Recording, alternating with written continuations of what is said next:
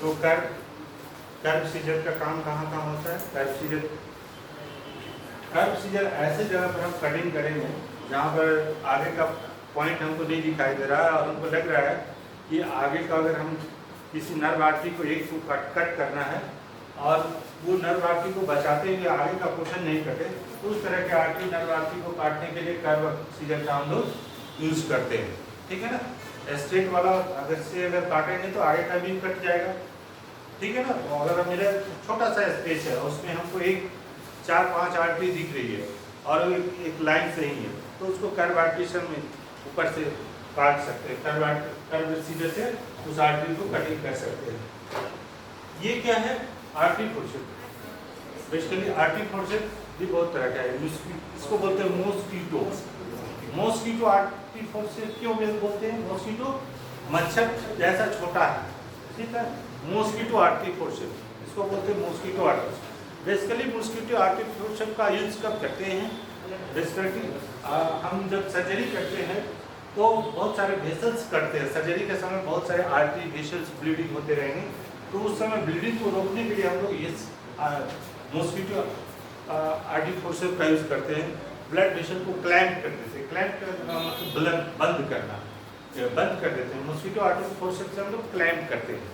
बहुत interesting topic है। आप अगर इंटरेस्ट लोगे तो टॉपिक बहुत इंटरेस्टिंग है, नहीं इंटरेस्ट लोगे तो ये आर्टरी फोर्सेस है। मॉस्किटो आर्टरी फोर्सेस से बेसिकली हम लोग क्या करते हैं? ब्लड वेसल्स को क्लैंप करते हैं। जब ऑपरेशन करते हैं उस समय हमको क्लैंप करना है। जैसे मूंदना, कोई बाढ़ आ रहा है उसको मूंदना है तो उसको ब्लड वेसल्स को बंद करना है, स्टॉपेज, ब्लड वेसल्स की ब्लीडिंग को स्टॉपेज करना। अगर ब्लीडिंग ज़्यादा होगा तो पेशेंट मर सकता है ऑपरेशन में, तो कम से कम ब्लीडिंग हो इसके लिए हम लोग क्लैंपिंग करते हैं। तो क्लैंपिंग में ये मॉस्किटो आर्टरी फोर्सेप्स का बहुत सारा इम्पोर्टेंस है, बहुत यूज है। ये 10 रहता है, 12 भी रख सकते हैं। एज लाइक ए सर्जरी, बड़ा सर्जरी है तो 20 भी हम लोग रखते हैं। बड़ा सर्जरी में बहुत सारा वेसल्स कटेगा, लंबा इंसिजन देंगे, उसमें ब्लड वेसल्स कटना ही कटना है। और ब्लड वेसल्स जब अगर 10 ब्लड वेसल्स एक साथ कट गया और एक साथ ब्लीडिंग हो रहा है 10 नस से, तो ज़्यादा ब्लीडिंग होगा। तो उसको क्लैम करने के लिए हम लोग क्या करते हैं? मॉस्किटो से और बाद बाकी अगर मॉस्किटो से नहीं होता है तो हम लोग कॉटरी का यूज़ करते हैं। कॉटरी, इलेक्ट्रिक कॉटरी क्या होता है? जिस तरह से सोल्डिंग मशीन होता है उसी तरह से हमारे ब्लड वेसल्स को वो कॉटरी से कोगुलेट कर देते हैं, ब्लड वेसल्स को बंद कर देते हैं। और कॉटरी क्या करता है? ब्लड वेसल्स को तो बंद कर देता है और ब्लीडिंग होने से रोकता है। तो ये मॉस्किटो फोर्सेप्स का बहुत सारा यूज है ब्लीडिंग को रोकने में। ठीक है? और ये क्या है? एलिस फोर्सेप्स का यूज क्या होता है? टिश्यू को होल्ड करने में हो सकता है, ब्लड वेसल्स को क्लैंप करने में हो सकता है, सॉफ्ट टिश्यू को पकड़ने में हो सकता है। एलिस फोर्सेप्स बोलते हैं, एलिस। ठीक है? एलिस किसका? एलिस एक साइंटिस्ट का नाम था, उसी साइंटिस्ट के नाम पर ये एलिस का नाम पड़ा। ठीक है ना? एलिस फोर्सेप्स है। एलिस फोर्सेप्स का यूज आर्टरी, ब्लड वेसल्स या स्किन को पकड़ने में, लिफ्ट करने में, या कोई सॉफ्ट ऑर्गन है जैसे आँख को पकड़ना है या किसी ऑर्गन को पकड़ के या इवर्ट करना है, उलटना है, तो इससे क्लैंप करके उलट देते हैं।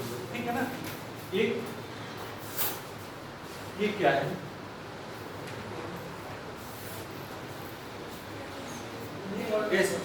नहीं, नीडल होल्डर नहीं, straight artery forceps.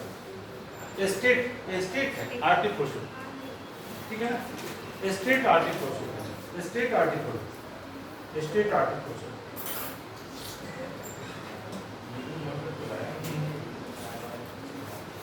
Needle holder में क्या होता है? नीडल होल्डर जो होगा, ये नीडल होल्डर नहीं लाया है, नीडल होल्डर नहीं, ये भी स्ट्रेट ही है। नीडल होल्डर में बेसिकली ये इंड छोटा रहेगा नीडल होल्डर में, और इसमें आई रहेगा, इस तरह का रीज रहेगा और आई बना रहेगा, मछली का आँख जैसे आई बना रहेगा दोनों साइड में, वो नीडल होल्डर है। नीडल होल्डर का यूज बेसिकली किस चीज़ में करते हैं? Holding of the needle. जब हम सुचरिंग करेंगे, स्टिच मारेंगे या कोई सर्जरी करेंगे और उसको री ओपन करने के बाद उसको क्लोज करते हैं, तो नीडल होल्डर का यूज उसमें करते हैं। नीडल को होल्ड करते हैं और उस पर हम लोग स्टिचिंग करते हैं। तो उसको नीडल होल्डर का पहचानने का एक ही तरीका है ये थोड़ा छोटा रहेगा, ब्लंट रहेगा, और इसमें आई रहेगा, ठीक है, आई रहेगा और रीजेज रहेगा, आंख बना हुआ रहेगा। नीडल होल्डर को इस तरह से करते हैं। ये क्या है? फोर्सेप्स दो प्रकार का होता है, टूथ और प्लेन फोर्सेप्स। टूथ फोर्सेप्स का काम क्या होता है? जहां से हार्ड टिश्यू को पकड़ना है, हार्ड टिश्यू को लिफ्ट करना है। टूथ फोर्सेप्स हार्ड टिश्यू को लिफ्ट करने के लिए, या हम लोग सुचरी जब कर रहे हैं, स्टिचिंग जब कर रहे हैं, तो इसको हार्ड टिश्यू को पकड़ने के लिए इसका यूज होता है। इसको हार्ड टिश्यू में ही पकड़ सकते हैं। इसे सॉफ्ट टिश्यू पकड़ेंगे तो क्या होगा? पेनिट्रेट हो जाएगा, ये छेद हो जाएगा। जैसे आँख को पकड़ेंगे तो ये क्या करेगा? उसमें पूरा अंदर गर जाएगा, धस जाएगा, अंदर पेनिट्रेट कर देगा उसको उठाने के दरमियान।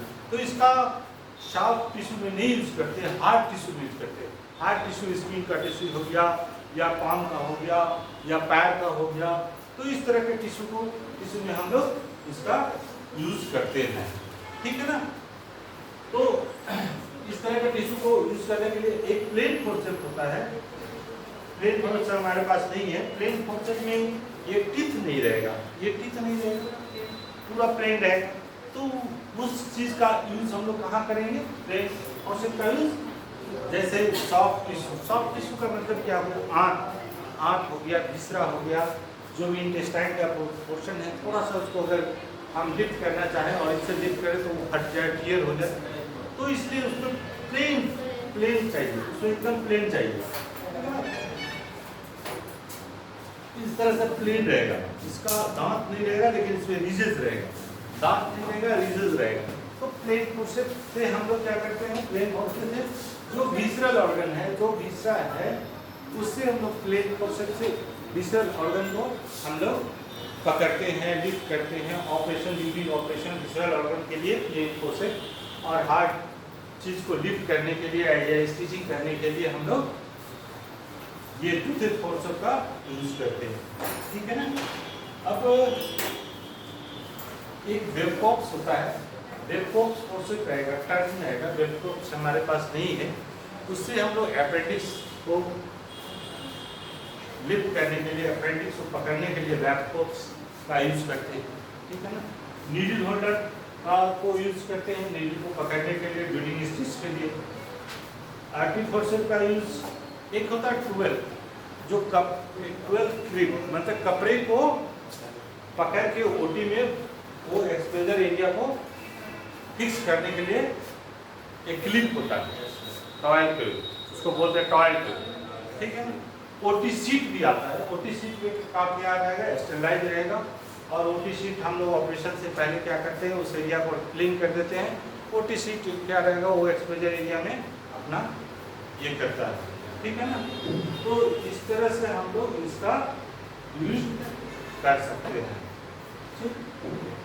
और बात क्या है? हाँ, एक चीज और, indications of blood transfusion. Blood transfusion के बारे में भी कुछ बता देते हैं। ब्लड ट्रांसफ्यूजन, ब्लड ट्रांसफ्यूजन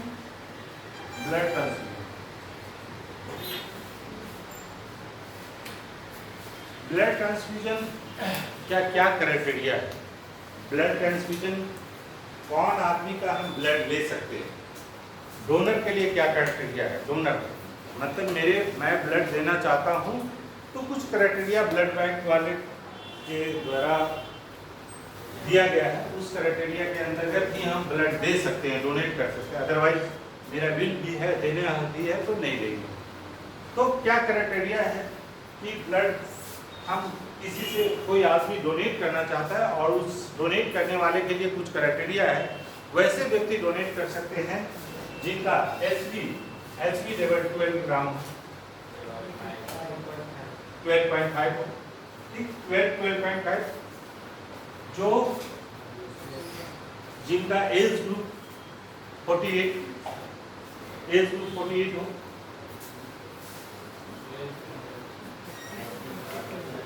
है 82, 40, 6, 45 इस तरह से होता है। बहुत सारा अभी वैरी है एज ग्रुप, ऐसा है जिनका वेट 45 kg से एवब रहना चाहिए, वैसे आदमी डोनेट कर सकते हैं। जो ब्लड विगत 3 महीने में आज पहला डोनेशन है वो 3 महीने बाद होना चाहिए। मैं आज डोनेट कर चुका हूँ, तो अगर डोनेट करना होगा नेक्स्ट तो 3 मंथ बाद, क्योंकि आरबीसी का लाइफ स्पैन कितना होता है 120 डेज। तो 120 डेज के पहले अगर देते हैं तो उनका आरबीसी इमैच्योर रहेगा, वो आरबीसी मैच्योर नहीं होगा, ठीक है ना। अल्कोहलिक नहीं होना चाहिए, अल्कोहलिक नहीं होना चाहिए, दारू पी के या कोई नशा सेवन करके नहीं कर सकता है। जिनका ब्लड प्रेशर नॉर्मल हो वो ले सकते हैं। जिनका ब्लड प्रेशर 120/80 है, 120/80 ब्लड प्रेशर जिनका नॉर्मल रहेगा वो दे सकते हैं। अल्कोहलिक नहीं होना चाहिए। कोई डिजीज HIV, HbSAg और कोई वेंडर डिजीज नहीं होना चाहिए। HIV, HbSAg और कोई वेंडर डिजीज VDRL नहीं होना चाहिए। VDRL नहीं होना चाहिए। स्किन इन्फेक्शन नहीं होना चाहिए। स्किन इन्फेक्शन नहीं होना चाहिए। स्किन इन्फेक्शन का मतलब एक्जिमा, नोचनी, खुजली, दिनार, दांत, हाथ, खुजली, नोचनी, दिनार नहीं होना चाहिए। स्किन इन्फेक्शन नहीं होना चाहिए, ठीक है ना।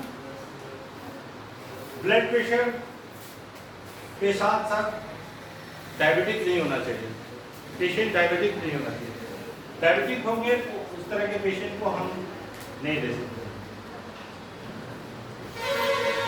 पेशेंट सीरियसली इल पेशेंट नहीं होना चाहिए। कमजोर पेशेंट से हम नहीं ले सकते।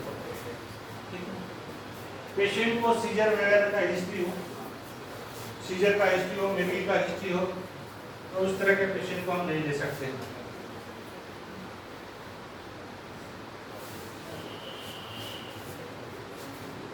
सीरियसली इल पेशेंट हो, जिनका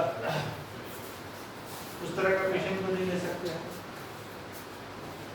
मलेरिया जिनका हो उनका नहीं ले सकते हैं। टाइफाइड जिनका हो उनका नहीं ले सकते हैं। यूराल पॉजिटिव होगा उनका नहीं ले सकते हैं। HIV पॉजिटिव हो उनका नहीं ले सकते हैं। HbSAg जिनका पॉजिटिव हो उनका ब्लड ट्रांसफ्यूजन नहीं किया जा सकता है। VDRL जिनका पॉजिटिव हो उनका ब्लड ट्रांसफ्यूजन नहीं किया जा सकता है।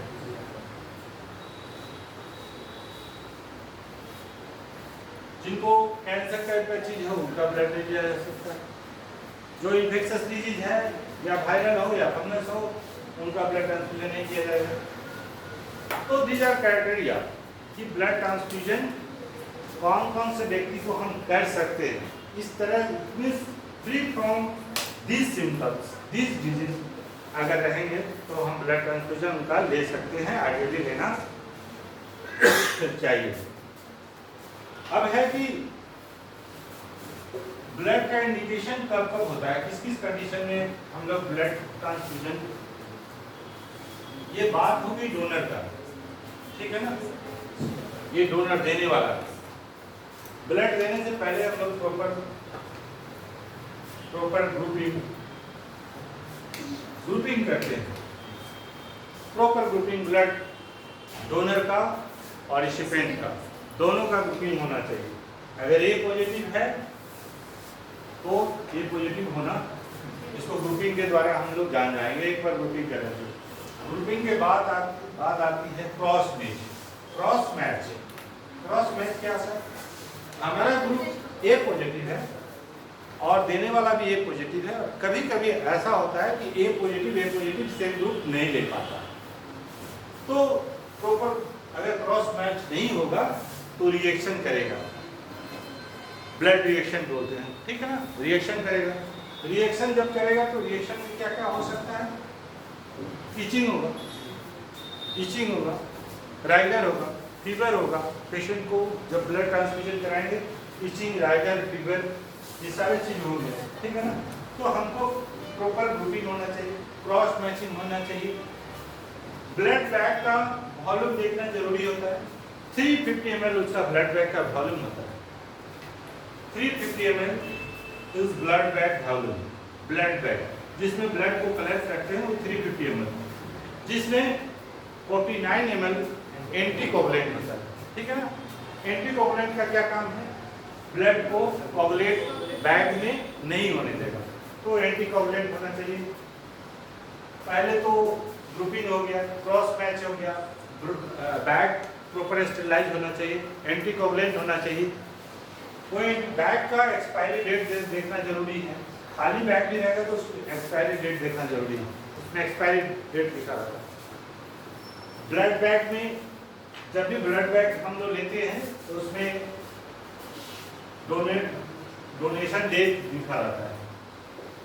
डोनर कब दिया और कब तक इसको दिया जा सकता है।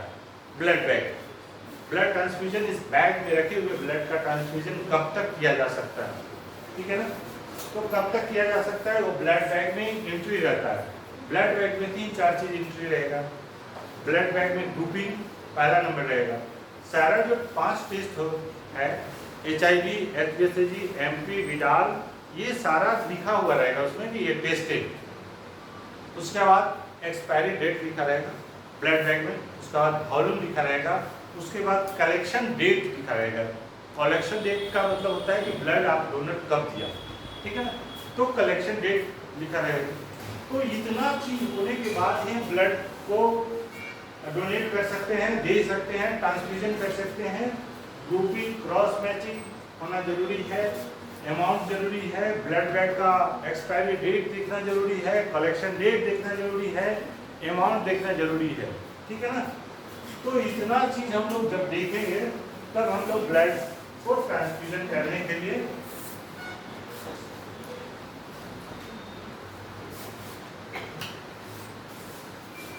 कैसे कैसे पेशेंट को ब्लड ट्रांसफ्यूजन करना पड़ता है।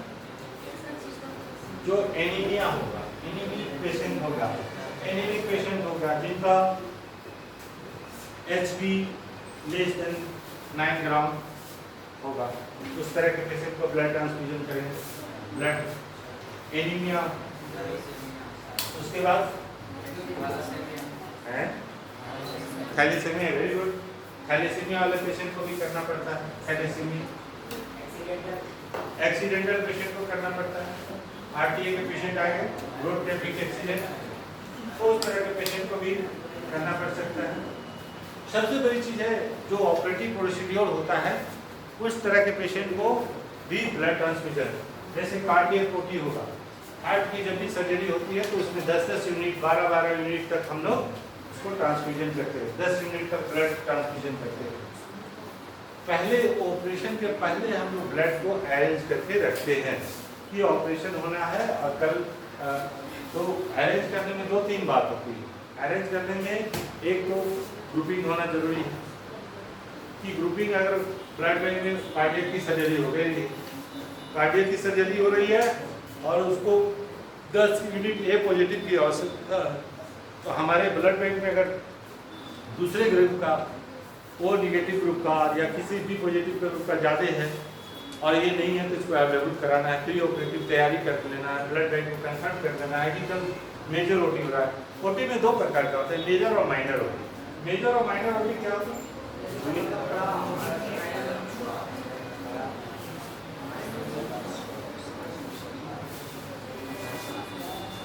मेजर और माइनर ओटी, जो माइनर ओटी होता है छोटा होता है, एब्सेस हो गया, हाइड्रोसिल हो गया, ये एब्सेस कहीं पर भी छोटा मोटा ट्यूमर टाइप का चीज हो गया, उस तरह का चीज को हम लोग माइनर ओटी कहते हैं।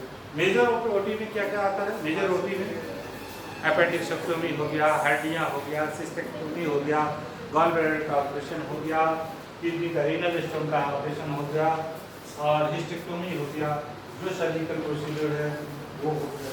तो ये सारे माइनर ओटी। माइनर ओटी में बहुत ज़्यादा कॉन्शियस होने का जरूरत है। माइनर ओटी में कॉन्शियस होने का जरूरत है। माइनर ओटी में कॉन्शियस का मतलब क्या होता है? माइनर ओटी लेने से पहले हमको कंसेंट लेना पड़ता है। मेजर ओटी, माइनर नहीं, मेजर ओटी में लेने से पहले, मेजर ओटी में पेशेंट को लेने से पहले हमको कंसेंट लेना पड़ेगा। दैट इज कंसेंट का मतलब है कि पेशेंट को, अटेंडेंट को तैयार करना कि आपके पेशेंट का मैं एक गॉल ब्लैडर का ऑपरेशन करने जा रहा हूँ और ये ऑपरेशन थोड़ा खतरनाक है और लंबा समय तक चलेगा। इसमें बेहोशी का हम लोग सुई देंगे, इंजेक्शन देंगे, दवा देंगे, बेहोश करेंगे, पेशेंट को होश आने में समय लग सकता है, कभी कभी पेशेंट को खतरा भी हो सकता है, इसमें जान जाने की खतरा भी हो सकती है। आप तैयार हो तो कंसेंट, हम लोग ओटी कंसेंट जरूर लेते हैं। जब मेजर ओटी करते हैं तो ओटी कंसेंट जरूर लेते हैं, ठीक है ना। तो मेजर ओटी कंसेंट में ओटी कंसेंट, ओटी वाले लोगों के लिए बहुत फायदे का बात है कि ओटी वाले लोगों के लिए मेजर ओटी कंसेंट लेना है, आईवी लाइन लगा देना है, पॉलिश लगा देना है, एंजियोग्राम लगा देना है पेशेंट के लिए।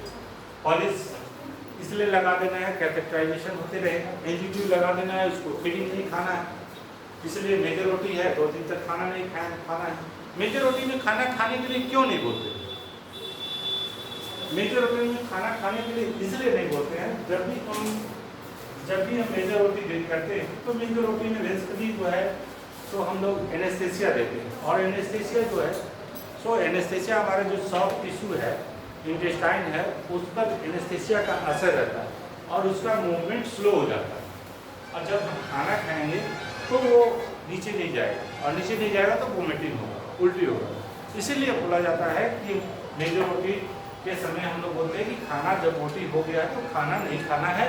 इसका कारण है कि जो एनेस्थेसिया दिया तो हमारा जो सारा मसल्स है पैरालाइज हो गया, थोड़ा सा वीक हो गया, थोड़ा फंक्शन जो सब टिश्यू है, जैसे आँख का काम जो है खाना को पचाना, तो खाना को पचाने का काम कैसे करता है? पेरिस्टाल्सिस मूवमेंट से करता है। तो वो मूवमेंट ही खत्म हो जाता है और खाना नहीं खाएगा और पेशेंट बार बार उल्टी करते रहेगा, क्योंकि उसका मूवमेंट खाना नीचे जा ही नहीं रहा है, वो आँख पैरालाइज है।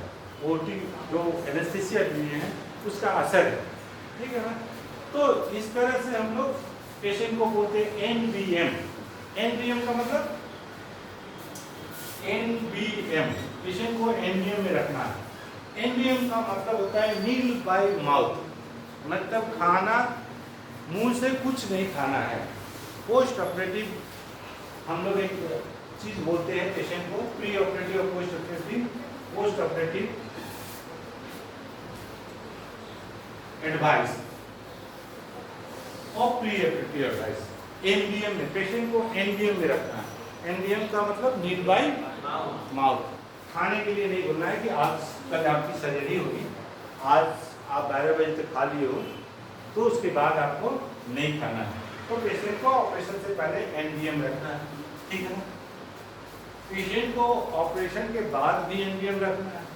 तो बोलेगा आपका ऑपरेशन हो गया है, तो वही दिक्कत है कि इंटेस्टाइन उनका आँख अच्छा से चल नहीं रहा है, फिर पेन और ब्रेन होगा, खाना पचेगा नहीं, वोमिटिंग होगा, बार बार होगा, तो एनबीएम में रखना है। आईवी फ्लूइड दे ही देना है, आईवी फ्लूइड दे देना है। पेशेंट का बीपी शुगर जरूर मेंटेन कर देना है।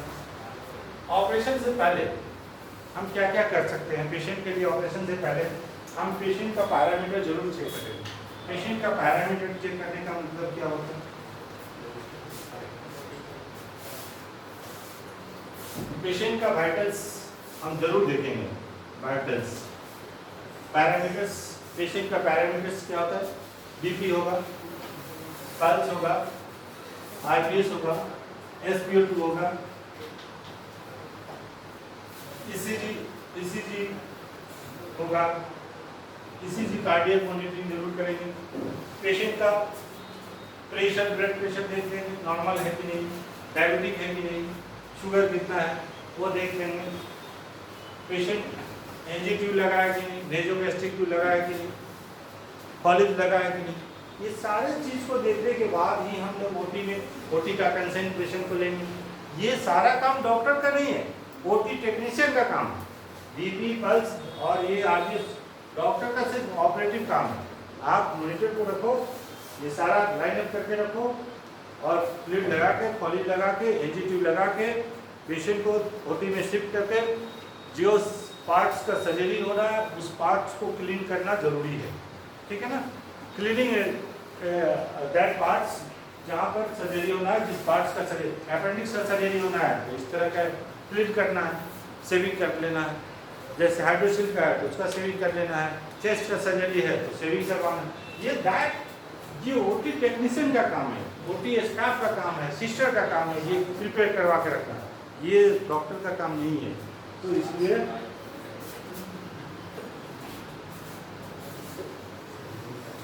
उसके बाद हम लोग पेशेंट ओटी कंसेंट तो जरूर ले लेना है। ओटी कंसेंट लेने का किस किस चीज में कंसेंट क्या होता है? कंसेंट, हम आपके पेशेंट को इलाज कर रहे हैं और इलाज के दौरान हमको जो भी विधि अपनाना पड़े वो विधि हम अपनाएंगे और इसके लिए आपका अनुमति हम लेंगे और इसमें आप स्टाम्प, मेरा स्टाम्प रहेगा, आपका सिग्नेचर रहेगा और 2 आदमी का कंसेंट। ओटी कंसेंट भी सब आदमी नहीं, वो एबव 18 ईयर्स, 18 साल से ऊपर तुम्हारे सर्जरी करना है और तुम्हारे साथ एक 5 साल का बच्चा होगा, उससे हम ओटी कंसेंट नहीं लेंगे। ओटी कंसेंट अक्लमंद आदमी 18 साल का जो होगा और उसका रिलेटिव होगा उससे लेना है। किसी चलता फिरता मुसाफिर से ओटी कंसेंट नहीं लेना, आपके रिलेटिव होना जरूरी है। ये बहुत मैंडेटरी बात है, आप नहीं समझते हो लेकिन ये बहुत मैंडेटरी बात है। तो इतना करेंगे।